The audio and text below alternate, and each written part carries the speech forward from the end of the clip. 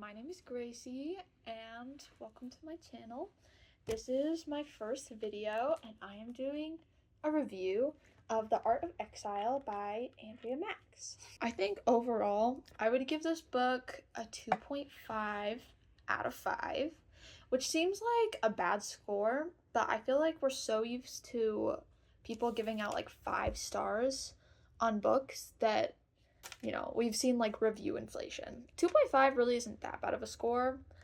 I would have given it a 3, but I had to take down some points for stuff I will explain later. So, anyway, buckle up. A brief summary. The main character, her name is Ada. Ada's family is part of an organization that originally existed to like nurture creative genius. So it was home to like a lot of philosophers and artists like Michelangelo. So the organization got broken up into the exiles and then the families. And the exiles basically went into hiding, and they created this like secret society with an academy called Genesis. And so Ada is presented with the task to infiltrate the academy and to give them information on the exiles so they can try to reunify so they can try to reunify both sides to get the technology and bring it to what's called the provincial world, which is just the modern world. And in this secret society, like, some people have powers. There's Valkyries who have like wings and can fly. There's sires who can they have like a creative energy, so they can like grow things and heal. But there's like prophets who can like tell the future, and like there's a bunch of other things. But essentially, like, this academy like helps to nurture their artistic endeavors. So my biggest complaint about this book was the romance. And don't get me wrong, I think Andrea Max does a decent job at like writing chemistry and stuff. But my biggest problem is I just was not able to feel invested in any of the romantic relationships she had. She had quite a few. Throughout the book, she has 3 love interests. The first one I'm going to focus on is a guy named Core. So Core's family is also in the secret society that Ada's family is a part of. And so they kind of like grew up together. And he like became famous. He's kind of like an overachiever, essentially. He's like a famous singer right now, an artist. That's essentially what he does. Right off the bat, I kind of like noticed an interesting dynamic between Core and Ada. And I don't know, it felt kind of icky to me. But because he was like this international superstar, and she felt like she was stuck in like perpetual failures, like the best way I can think of to describe it. And so there was kind of this dynamic, this power difference between them that I already didn't like. And she even admitted, like, in the book, that she knows that the only reason why he humors her liking him is because he has this need to be adored. And so he leads her on intentionally to feel loved. So I didn't really like him.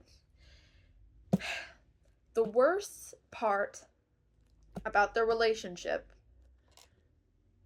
is Cora's her cousin. And we don't get this reveal until like way too long into the book, because she talks about him multiple times, and then she just kind of drops the fact that he's her cousin. And as she's introducing him to another character later on, she introduces him as her cousin, but she makes sure to say that they're like distantly related. But I feel like this needs like more clarification, because we never find out exactly how closely related they are. And I feel like cousin is a little too close, because she like goes out of her way to mention that they're distantly related, but her mom calls herself his aunt, and she still calls him her cousin all the time. So I just think that's gross. So I didn't like them at all. It's also revealed later that he's kind of involved in human trafficking. So far, we're 0 for 3 on love interests.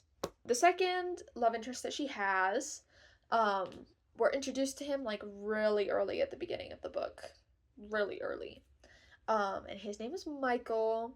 And to be honest, from the beginning, I was kind of rooting for him more because he kind of had that like cute nerd vibe to him.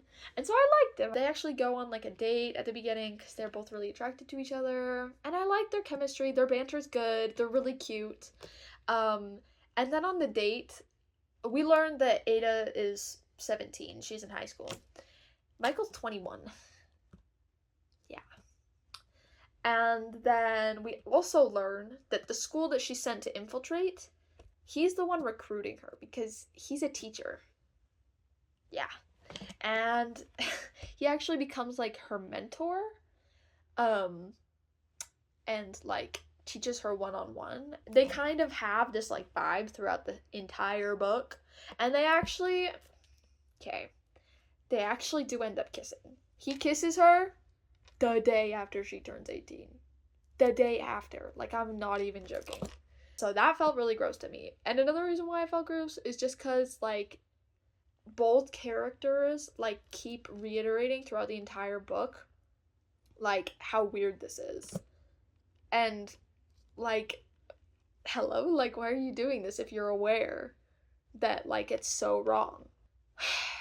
Yeah, I wanted to like him, but this really put me off of it. And he also, like, continues to, like, blame her for his actions, especially, like, later in the book.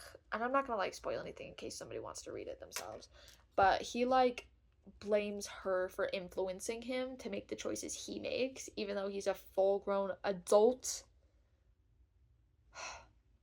And he calls her, like, his dream girl and stuff. I don't know. So, 0 for 3 right now.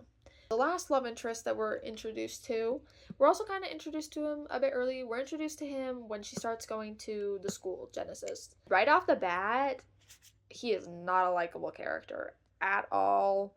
He was born and raised, like, in the secret society. He's, like, low-key a bigot. Like, it's really bad. Like, he compares the provincials to, like, animals, and he calls her, like, a weed, which is essentially, like, a slur. It's kind of like Mudblood. Why are we rooting for this guy? I don't understand. I think... I don't know. Anyway, he, like, constantly insults her. He gets, like, so angry. There's a scene where, like, he gets angry and he starts, like, hitting or kicking stuff in the room around him. He just does not sound like a stable person. And, like, there's even a scene where he's, like, insulting her, and then she kind of, like, jokes about it. He's like, hey, don't be self-deprecating. Like, don't treat yourself like that. And it's like, oh, so you can treat me like garbage, but I can't, like, be hard on myself? You know what I mean? It's just, like, such a strange dynamic between the two. I don't get it. And there's a part in the book when he's angry and she is, like, scared that he's going to hurt her. It's giving abuser. Like, sorry. But it is.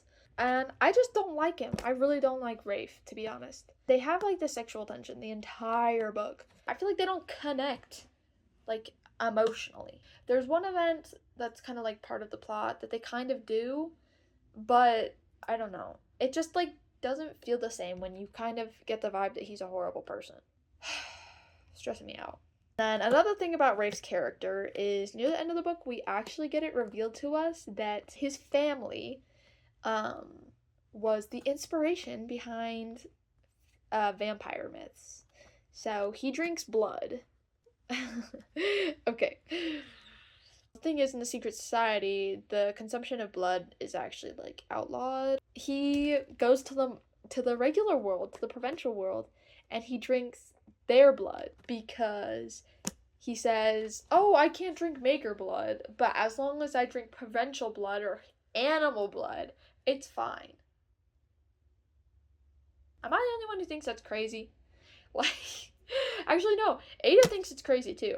And that's another reason why I can't root for the relationship. Her inner monologue is constantly saying how morally different they are and like how she cannot be complicit in the things that he does that she does not agree with. And then they like kiss and like all of a sudden it's fine. Like it doesn't make sense to me.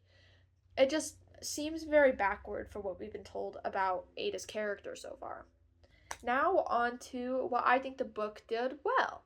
Even though it was hard to root for like the relationships between Ada and the characters, I think she did a good job at like developing the relationships between Ada and other characters, like her friends, her mom. I feel like they did a good job.